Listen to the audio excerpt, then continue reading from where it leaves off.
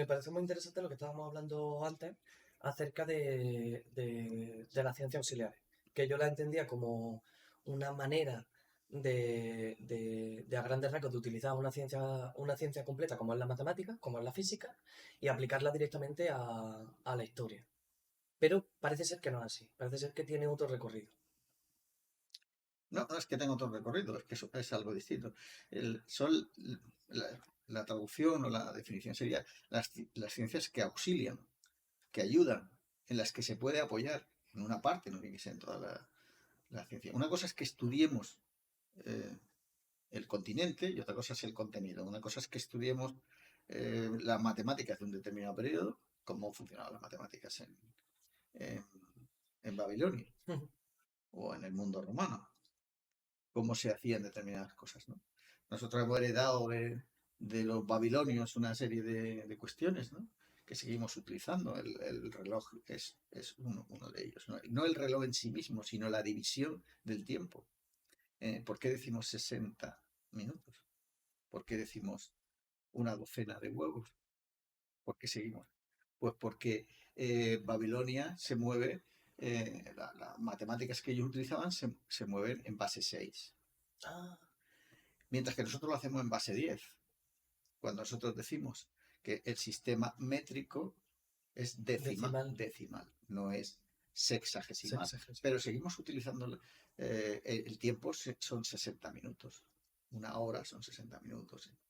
Entonces, seguimos utilizando el sistema que ellos utilizaron para sus cálculos, ¿no? O sea que, pero eso es una cosa, y otra cosa son las matemáticas en sí mismas, ¿no? Claro, como conciencia completa. ¿Cómo utilizo yo las matemáticas como auxilio, como ayuda para entender algo? Bueno, en este caso, pues es para entender que ellos utilizan el 6 El como sistema sexagesimal, claro. en lugar del Entonces se utilizan 10. pequeños campos. Sí, pequeño o grande, pues se utilizan determinadas zonas como para aprovechar el conocimiento que dan para entender mejor. Si hablamos, vamos a poner un ejemplo más sencillo, el de la Ujú, lengua, por ejemplo, ¿no? ujú. Evidentemente el campo de la lingüística no tiene nada que ver con el campo de la historia. Sin embargo, para entender muchos de los escritos que nos llegan, nos tenemos que apoyar en la lingüística, en la lengua que se hablaba, si es el arameo o si es el Para aprender latín, lengua. el griego. Entonces hay expertos en lengua que no tienen por qué ser historiadores, pero que te apoyan a la hora de entender qué es lo que decían esos textos. Y en eso hay muchas variantes. Vale, vale, vale. Ahora lo contemplo más. Bueno, ya con la continuación de lo que decíamos antes, vamos a hacer un repaso a lo que es el canal, Mm, a lo que sí, nosotros iniciamos el canal entrando en el laberinto, viendo las diferentes maneras que hay de entender la historia. Continuamos con las herramientas de la historia para poder tener esas habilidades para poder desarrollar nuestro relato histórico y todo ello.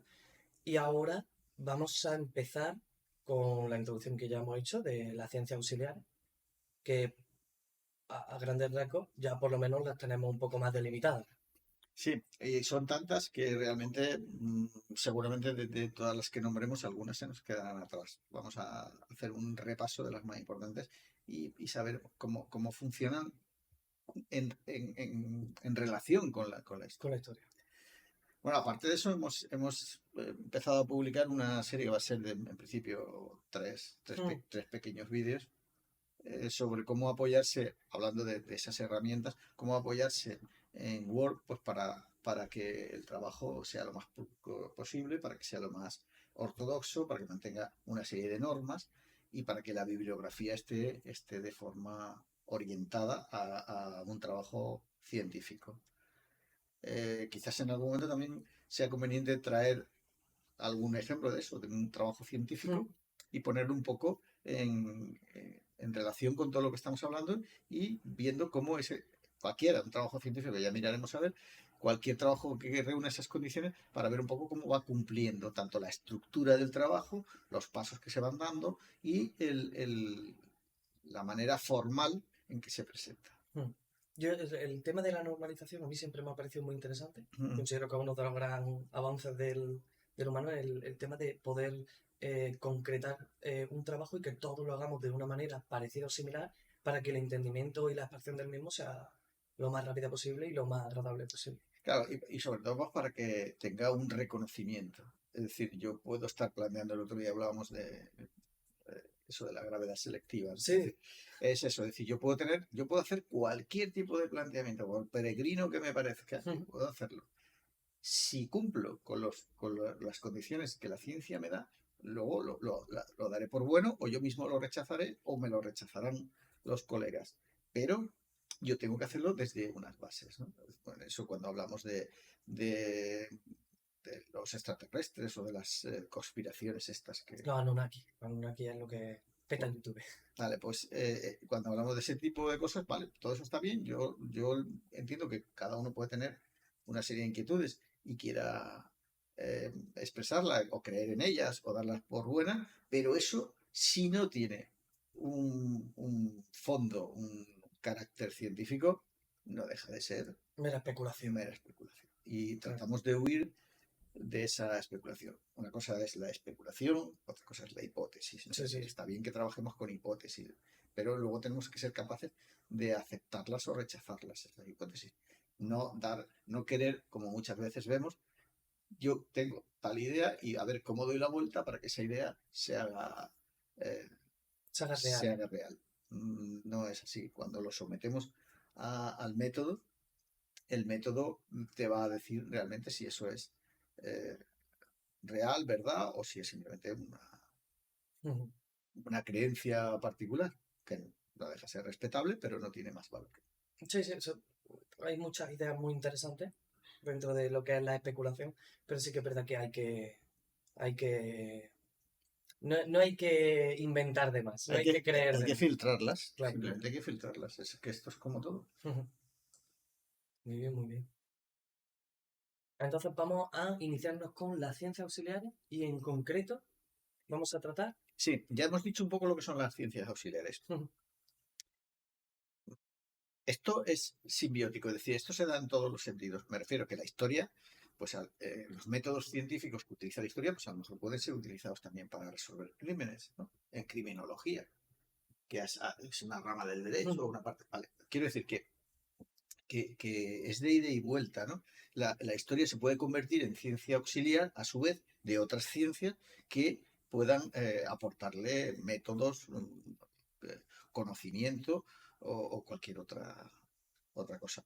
Y aquí lo estamos viendo desde un punto de vista de la historia. Entonces, eso hace que consideremos auxiliar a los demás, pero sin perder de vista que todos somos, es decir, que vivimos en un mundo tan interconectado que todo es Todo se utilizable retroalimenta. siempre que tenga, claro, valor. Vale. Es decir, si yo me encuentro con una serie de instrumentos, Grecia o en Roma, ¿no? Que se veía, o incluso más atrás, pues probablemente, si yo no sé identificarlos, pues a lo mejor son instrumentos quirúrgicos, por decirte un ejemplo, ¿no? Que un médico te puede decir, esto era para esto, aunque tú como historiador realmente no tengas ni idea de lo que, de para qué son eso, ¿no? O te encuentras un cráneo con una determinada eh, Forma. sutura o Vale. forma, o sí, que se haya... hay cráneos en los que se han detectado operaciones, ¿no? Ujú. Se le han hecho operaciones y se ve como ha cicatrizado y quiere decir que el individuo ha sobrevivido a la operación. Entonces, ese conocimiento probablemente te lo esté dando la medicina, ¿no? El saber todo ese tipo de cosas. Y en eso estamos aquí. Y vamos a empezar pues, un poco viendo lo que son esa serie de ciencias Ujú. que, que consideramos como auxiliares. Ujú. Así que empieza. ¿Cuál es la primera? La primera, la geología, estratigrafía. Y la estratigrafía, que va dentro de la geología, ¿no? La estratigrafía es una rama de la geología Ujú. y, y se utiliza en geología pues para, bueno, estamos todos muy acostumbrados, deberíamos de estarlo si observamos un poco, sobre todo cuando vas circulando por carreteras nuevas y viejas, vas viendo las diferentes capas o estratos, cómo se van diferenciando, ¿vale? Entonces, eso es geología, ¿no? Es decir, esos estratos se han ido formando pues, por la superposición de capas, por los movimientos geológicos, tectónicos, una serie de Ujú. cuestiones. hablábamos de que en geología ponemos los tres tipos de roca que consideramos, ¿no? Sí, la metamórfica, la sedimentaria y la Y la última. ígnea. Es la ígnea, procedente de volcanes. O sea, hablamos de que a mí me ha parecido muy, muy resultante, muy curioso, de que me decías que al final en la que un historiador o un arqueólogo intenta siempre buscar en rocas sedimentarias Y un paleontólogo. y un paleontólogo. Claro, si tú buscas cualquier cosa que sean restos de presencia humana o animal, que es el caso de la paleontología, si estás hablando de buscar dinosaurios, por decir Ujú. algo, está claro que en una roca ígnea Poco más a encontrar. poco van a encontrar. No encontrar nada, y si es una roca metamórfica, pues tampoco. Es decir, Ujú. normalmente tienes que trabajar sobre lechos sedimentarios. Entonces, ¿qué es lo que hace la historia en este caso y dentro de la historia de la arqueología?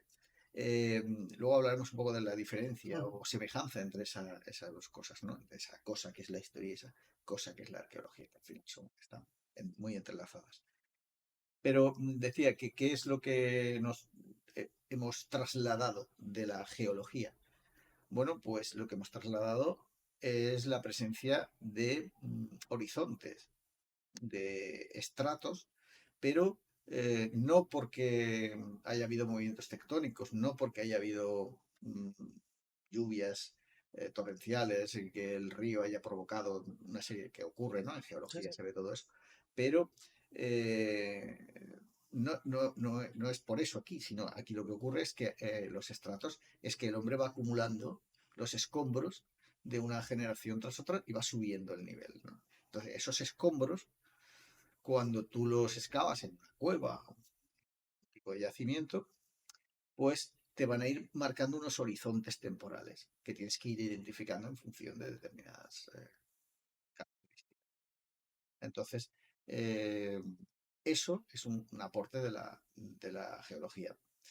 En muchos casos vemos también cómo el movimiento, yo decía que no se aplica a movimientos tectónicos, Ujú. ¿vale? Pero hay veces que determinados movimientos, por las lluvias que hacía muchos años que no se producen, o en fin, un fenómeno que haya cambiado el curso de un río, como, pues ha hecho que queden al descubierto determinados elementos que antes no lo estaban, en un sitio donde difícilmente podíamos identificar nada.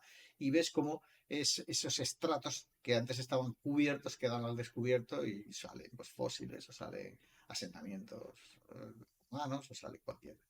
Eso es la estratigrafía entendida desde el punto de vista histórico o arqueológico, ¿no? Y se puede utilizar para determinar eh, paso del tiempo, ¿no? Luego veremos un poco también más adelante lo que es el tema de la datación y cómo se relaciona con todo esto. Vale. Hay hay muchas ciencias, pero Ujú. ¿cuál es la siguiente de la que queremos hablar? Vamos a hablar de la paleontología. La paleontología. La, La comentaba antes lo hemos cuando. nombrado antes. Sí. ¿Qué es la paleontología? El- ¿En qué consiste? ¿Cuál es la ciencia? Yo la entiendo como la que estudia los fósiles, o por así decirlo, los cuerpos ya, lo que queden de los cuerpos de los seres vivos que tuvieron, pero entiendo que son de hace muchos años, es decir, que son restos arqueológicos muy, muy antiguos de seres vivos. Sí, sí. Vamos a ver, Pueden darse de nuevo, pues yo lo entiendo como algo que ha pasado alguna catástrofe y se ha quedado ahí comprimido, se ha ido, o no, no lo entiendo yo muy. vamos a ver. El tiempo, cuando tú dices años, Sí. hay un problema. Yo detecto muchas veces un problema cuando hablamos del tiempo, ¿no? Cuando hablamos del cambio climático, hablamos de las glaciaciones, hablamos de muchas cosas, digo en general, ¿no? Sí, sí, sí. En los medios de comunicación y todo eso. Y es que perdemos un poco de vista lo que es el tiempo nuestro y lo que es el tiempo geológico. Tú no hablas de años. Cuando tú hablas de paleontología, hablas de millones de De años. millones. Entonces tú hablas de, de criaturas que vivieron hace millones de años. Los dinosaurios se extinguieron hace 65 millones de años. Y lo que han quedado son los huesos, y esos huesos a su vez están fosilizados. Ni siquiera es que tengas los huesos de esos animales, como puede ser en algo más moderno. No, estás hablando de 65 millones de años. Entonces eso se ha fosilizado, se ha convertido prácticamente en piedra, ¿no?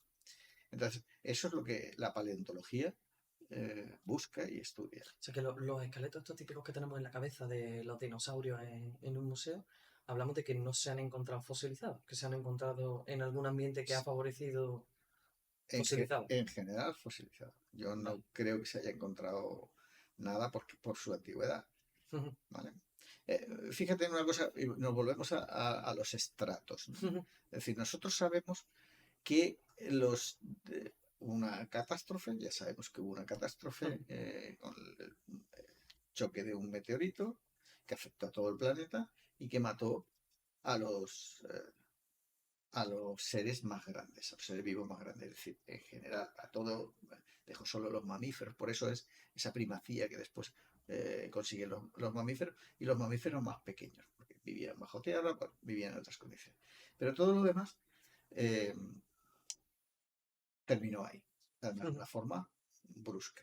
Entonces, la estratigrafía de la que hablábamos antes nos está marcando un horizonte y sabemos que todo lo que encontremos de 65 millones de años o más va a estar en un estrato, pero por debajo de ese estrato, o por encima, si quieres, de ese estrato de 65 millones de años, no vas a encontrar ningún dinosaurio. Es decir, eso es lo que, cuando también antes hablaba Sí, de la datación, aunque nos estamos mezclando un poco, tú tienes una delimitación. una línea perfecta que nadie te puede decir, está demostrado, Sí, sí, sí. y nadie te puede decir que hay un fósil de dinosaurio de 45 millones de años. No existe los 65. Entonces, eso te permite datar y referenciar respecto, estamos hablando de lo que hablaba del tiempo geológico, estamos hablando de hace mucho tiempo. Pero se dan fenómenos parecidos en otros estratos, en otros horizontes, otras culturas materiales, pues a lo mejor un tipo de cerámica o a lo mejor un tipo de moneda te puede ayudar y dices, aquí estoy y de aquí para atrás ocurre o no ocurre determinado evento. Ya nos extenderemos un poco más sobre eso.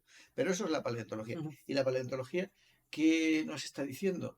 Pues hay que pensar que en el siglo XVIII, en el siglo XIX, la vida en el planeta pues tenía 4.000 o 5.000 años. Hay un no sé, no recuerdo si era obispo o arzobispo, que calcula hacia atrás, en el siglo XIX, calcula hacia atrás el día en que Dios creó el planeta. ¿Cómo lo hace? Pues muchas veces lo del método científico, pero él tiene su razonamiento. Él Sí, dice, yo cojo la Biblia y utilizo, para mí la Biblia sí. decía lo más, y entonces yo empiezo a contar generaciones desde la Biblia. Y entonces, si yo cuento generaciones sabiendo cuando los israelitas salieron de Egipto o cualquier otro evento que me permita, o la muerte de la crucifixión de Cristo, pues yo digo, bueno, pues empiezo a contar desde ahí. Empiezo a contar cuántas familias, cuántos hijos, nietos, Descendencia.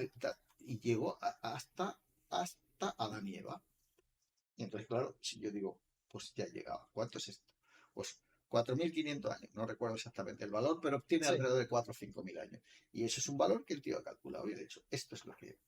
Que es lo que tiene de Entonces, tiempo. claro, por eso hablamos también muchas veces del creacionismo, la teoría creacionista o la teoría evolutiva de la evolución de Darwin. ¿Qué dice la creacionista? Pues que el mundo se creó. ¿Qué dice la evolucionista? Que el mundo fue desarrollándose a lo largo de millones de años y evolucionando. ¿Qué pasa cuando empiezan a encontrarse este tipo de fósiles de gran tamaño, de Sí, dinosaurios de de gran diferentes. tamaño, o encontrarse, pues que empiezan a romperse todos los esquemas? Cosa a la que siempre la historia va a estar sometida. Es decir, nosotros ahora vemos el siglo XIX, pues decimos, bueno, es que estaba, no se enteraba, no lo entendía, 4.500 años, ¿vale? Su mentalidad era así. Igual que nuestra mentalidad es otra y pensamos que hace 65 millones de años, pero mañana puede haber una técnica diferente o un conocimiento diferente o un hallazgo distinto que nos cambie otra vez los esquemas. Es decir, hay que estar abierto siempre al cambio. La historia no es, lo hemos dicho ya y lo repetimos otra vez, no es un evento fijo, conectado a otro evento fijo. Las divisiones por encima de la media o divisiones aleatorias de compartimentar para intentar seguir mejor. Decisiones que intentamos que sean lo más cercanas posible, Sí, pero sabiendo que hay un montón de ambigüedades dentro de ellas. Lo comentábamos en vídeos anteriores del choque de cultura de Roma con tribus bárbaras que no habían desarrollado ni siquiera el hierro, ¿no? claro, por eso es que esto no funciona de una manera Ordenado. homogénea o lineal, ¿no? Ujú, Esto se dan diferentes formas de adquirir el conocimiento por los diferentes pueblos y además en determinadas culturas se acepta ese tipo de conocimiento o no se acepta, se prefiere mantener ese ujú, tradicionalismo que todavía seguimos un poco pensándolo así, cuando hablamos de conservadores y progresistas, cuando ujú, hablamos de la derecha y la izquierda es por otras razones, pero si nos fijamos solamente en lo de conservadores y progresistas, lo que estamos diciendo es que hay gente, en teoría, luego la práctica es bastante diferente, pero en teoría que quieren quedarse donde están y gente que quiere evolucionar. Y eso es la historia del hombre desde el principio. ujú. Siempre ha habido esas tensiones, la gente más joven, la gente más mayor. Hay siempre tensiones que hacen que eso sea más o menos dinámico. Depende. eh, ya sabemos que hay los mm, hay grupos en Estados Unidos que viven como en el siglo XIX, ¿no? Los Amis, ¿no? Por ejemplo, menonitas, ¿no? Menonitas. Sé muy bien cómo... Es Sí, sí. un grupo religioso que se ha negado a avanzar y entonces pues ellos siguen utilizando la atracción animal, rechazan pues el uso de maquinaria y Ujú. siguen, bueno, y eso se puede traducir eh, por otra razón, en este caso religión religiosa, puede haber otro tipo de razones y nos estamos perdiendo un poco de... No, no pasa nada. Yo te iba a comentar simplemente que podríamos decir que el hombre repite todos sus errores, pero con tiempos históricos diferentes, ¿no? Seguimos siendo los mismos humanos, ¿no? Sí, y volviendo a la paleontología, lo que le dice la paleontología al ser humano, lo que debería de entenderse es que estamos de paso. Parece que nosotros somos, no de paso como individuos, sino Como, sí, sí, como como... civilización, como los dinosaurios mm, dominaron la Tierra durante millones de años. Ocupaban todo el planeta, había de todo tipo, voladores, reptiles, herbívoros, carnívoros, había de todo, de gran tamaño y de tamaño reducido, había de todo. Y los plumazos desaparecieron. Es, lo que hablamos de es la historia antes de la historia que precede a la historia que, que no es ni siquiera la prehistoria del ser humano, sino mucho antes. Eh, si hablamos en términos de tiempo geológico, hablamos de espacios enormes dentro de lo que el tiempo geológico impone, que son a su vez espacios muy grandes. Si hablamos de que la Tierra tiene 4.500 millones de años, pues realmente 65 millones de años es relativamente cerca comparado con esos 4.500. Entonces, si eso lo comparamos con una generación, cuando nosotros operamos con el cálculo de 25 años Sí, no como es nada, no es nada. como una generación o la vida humana que puede estar entre los 60 y 80, entre 70 y 90, es decir, podemos poner 100 años si quieres, 100 años no supone nada cuando hablas de 1 millón de años o hablas de 100.000 años. Entonces, cuando hablamos, por eso decía antes lo del cambio climático, cosas, es decir, son fenómenos que el hombre puede acelerar, que, en fin, que puede haber factores externos que eh, lo, eh, lo hagan crecer más rápido o no, pero, pero claro, cuando hablamos de un periodo como el que vivimos en estos momentos, que es interglacial, entre los glaciares, pues estamos hablando de 20, 30 mil años. Entonces, nuestra civilización, si pensamos en Babilonia o en fin, el creciente fértil, son 10.000 años. O sea que 10.000 años es de lo más que podemos hablar. Si hablamos de una civilización ya más avanzada, hablamos de 2.000 años. aparte son periodos tan cortos, son un instante en la vida del planeta. Y eso es lo que la paleontología nos ayuda a entender mejor, a aceptar de una manera más clara que somos muy, muy efímeros, que tampoco nuestra historia es muy breve. Y el que podamos hacer una historia mucho más larga va a depender de nosotros mismos, de nuestra capacidad para adaptarnos y la capacidad del planeta para soportarnos. ¿Qué más? Pues seguimos con la antropología ¿Mm? y la etnografía. No te quiero hacer ninguna pregunta para no extendernos mucho más, pero muy interesante. Contemplo que hay muchas... Si quieres alguna cosa, pues o No, si quieres ahora cuando terminemos. simplemente ahora mismo me hago un poco en el pensamiento de lo efímeros que somos, ¿no? El gran tiempo que tiene todas esas formaciones Mm, rocosas de los planetas en el universo, no somos muy pequeñitos. Con el tiempo también, vivimos muy poco tiempo con respecto a lo que son los tiempos, como decimos, geológicos. mm. Y nada, poco más. No quiero entrar mucho más en ello, porque sí que es verdad que creo que podemos Vale. comentarlo o entenderlo de una manera mejor más tarde. Sí, yo creo que en general lo que tenemos que entender es que cuando hablábamos hace poco también de la cronología histórica y de los tiempos históricos y todo esto, eh, el ponernos, ¿no? Es decir, el entender que si eres un hombre prehistórico, si eres un hombre que vive en el Magdaleniense, que es un tiempo claramente el final del Paleolítico, tienes que vivir con una serie de parámetros.